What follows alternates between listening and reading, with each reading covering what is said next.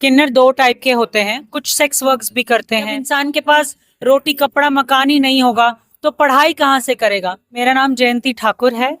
मैं basically south से belong करती हूँ, लेकिन फिलहाल मैं नोएडा में रहती हूँ, दिल्ली में रहती हूँ। और मैं एमएनसी बैंक है, कंपनी है हमारी, उसमें मैं मैनेजर की तरह जॉब कर रही हूँ। मैंने मास्टर्स किया हुआ है पॉलिटिकल साइंसेस में। अच्छा, कुछ किन्नर समाज के गुरु माँ से मैंने बात किया तो बता रहे थे कि कुछ ऐसे व्यक्ति हैं जो गटर में फेंक देते तो उसको गुरु माँ ही लाते हैं। हाँ, साल पहले मैंने लक्ष्मी माँ को गुरु बनाया था, तो तब से मैं किन्नर अखाड़े से जुड़ी हुई हूँ। 2 साल मैंने साधनाएं करी हैं।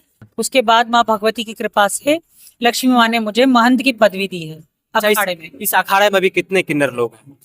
अभी फिलहाल 6,000 तक होंगे।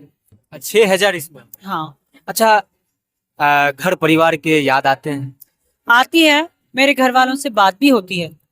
घर घर बुलाते हैं? मिलना नहीं होता क्योंकि आस पड़ोस के लोग, सोसाइटी, ये सब होती है ना दिक्कत, तो हम मिलते नहीं हैं, लेकिन फोन में बात हो जाती है। जिस टाइम में पढ़ाई करते थे बचपन में, बचपन का कुछ याद उद है आप? बचपन की सारी बुरी यादें हैं, मैं याद करना नहीं चाहती क्योंकि बहुत डिस्क्रिमिनेशन, ताने, ये सभी देखा है मैंने। नॉर्मल हर किन्नर के साथ होता ही है, तो मैंने भी वो सब कुछ सहा है। अच्छा, ताना गांव समाज में कितना आप लोगों ने सहा है? बहुत ज्यादा। आप तो जानते हो, वही सवाल पूछ के दुखी ना करें, कुछ और पूछे ना। रेगुलर सवाल है ये, है ना। कुछ आम पब्लिक अगर इसके बारे में जानना चाहते, किन्नर की जीवन कैसे चलता है, ये बताना चाहेंगे? एक तो जो होते हैं, जो टोली बधाई का काम करते हैं, जो ट्रेन में बेचारे गरीब, उनको, उनके पास कोई और ऑप्शन नहीं है तो भीख मांगते हैं, है ना। प्रोस्टिट्यूशन में भी है क्योंकि उनके पास और कोई ऑप्शन ही नहीं है। दूसरे होते हैं हम जैसे किन्नर अखाड़े के, जो संत की जिंदगी जीते हैं, तो उनकी भी मजबूरी है, जो भीख मांगते हैं, 12-13 साल की उम्र में घर छोड़ देते हैं। जब अब उनके पास पढ़ाई नहीं है तो जॉब कैसे करेंगे, है ना। और फिर उनके पास क्या ऑप्शन बच जाता है, या तो भीख मांगेंगे या तो अपना तन बेचेंगे। अच्छा, जब बचपन में घर परिवार से ताना मिलता है तो पढ़ाई छोड़ के ये बधाइयाँ या तो घर वाले ही भगा देते हैं, इतना टॉर्चर हो जाता है कि घर वाले ही घर से निकाल देते हैं, या फिर इतना तंग किया जाता है कि बच्चे ही घर छोड़ के भाग जाते हैं। अच्छा, कुछ किन्नर समाज के गुरु माँ से मैंने बात किया तो बता रहे थे कि कुछ ऐसे व्यक्ति हैं जो गटर में फेंक देते तो उसको गुरु माँ ही लाते हैं। हाँ, हाँ, बहुत होता है।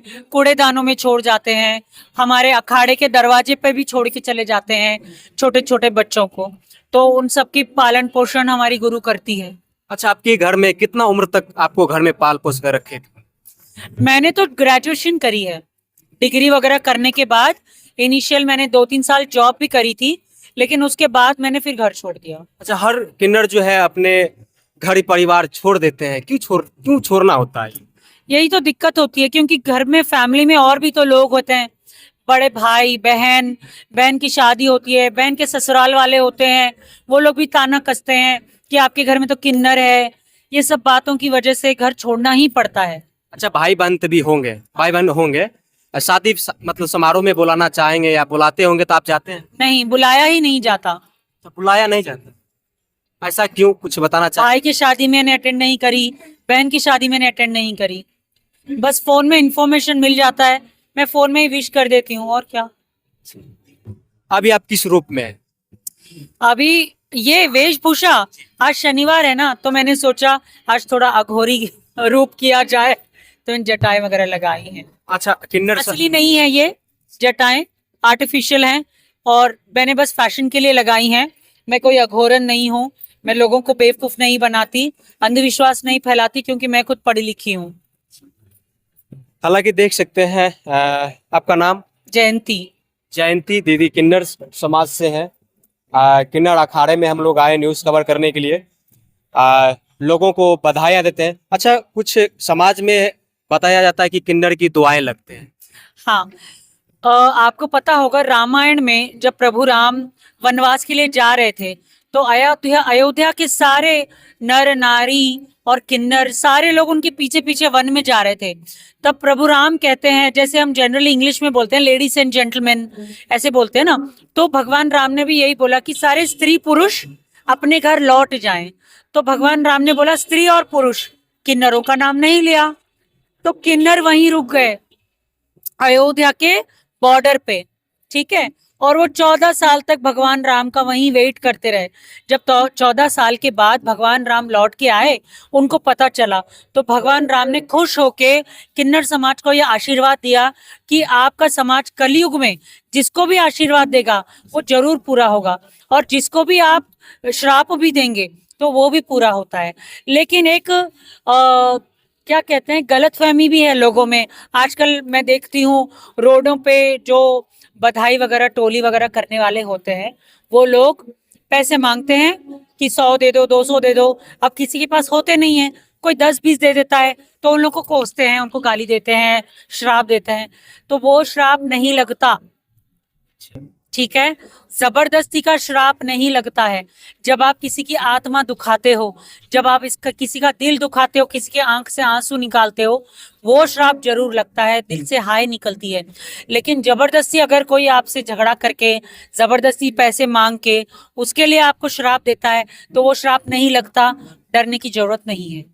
अच्छा, आपने ग्रेजुएट किए तो घर परिवार में आपका कुछ हट के सवाल करना चाहेंगे। शादी समारोह का मतलब कुछ आप लोग को विचार किया गया होगा? नहीं, अच्छा, मैंने बहुत पहले ही घर छोड़ दिया, तो शादी ये सब कुछ का सवाल ही पैदा नहीं होता। और घर वालों को सच्ची बताऊं तो इस चीज की फिक्र भी नहीं है। अच्छा, माता पिता का याद आते हैं? आती है, मैंने जैसे बताया, बात होती है हमारी फोन पे, लेकिन बस अब होती है तो होती है जस्ट फॉर क्या बोलते हैं, कॉम्प्लीमेंट की तरह, नेसेसिटी की तरह, बस बात कर लेते हैं, बस जिंदा हो कि नहीं, बस यही है। अच्छा, आपकी गुरु माँ का नाम जानना चाहेंगे? मेरी गुरु आचार्य महामंडलेश्वर लक्ष्मी नारायण त्रिपाठी किन्नर अखाड़े की सबसे बड़ी अध्यक्ष वो है मेरी गुरु। अच्छा, फिर यहाँ से जब महाकुंभ खत्म हो जाएंगे तो फिर आप कहाँ चला जाए? वापिस अपने घर चली जाऊंगी, अपनी जॉब पे लग जाऊंगी। अभी मैंने जॉब से छुट्टी लेके आई हूँ मैं। अच्छा, जॉब से छुट्टी लेके आए। हम्म।